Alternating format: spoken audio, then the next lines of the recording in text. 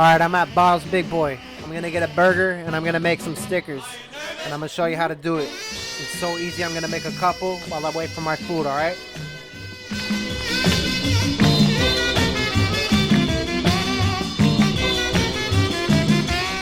Hooked it up right there.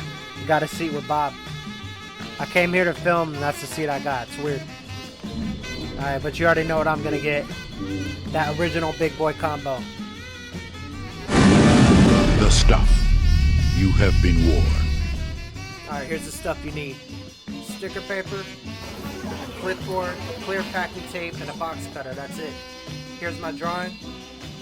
I print out about 4 sheets, so if you got that 25 pack, that's 100 stickers right there for about 10 bucks. It's not bad. And I use the tape because it gives it the feel of the sticker and it protects the paper a lot longer. So just smooth it out, make sure there's no bubbles in there. And then you cut it out. And I like these because they're cheap and they're easy to make. And most of the time I'm just giving them away or sticking them up outside somewhere. But if you want better quality ones and real ones, this is still a good way to test out an idea before you go spend like 100 bucks. And you know, I'm happy they work for me. They're cheap, cheap thrills, you know? Let's check it out. Boom. And I'm done.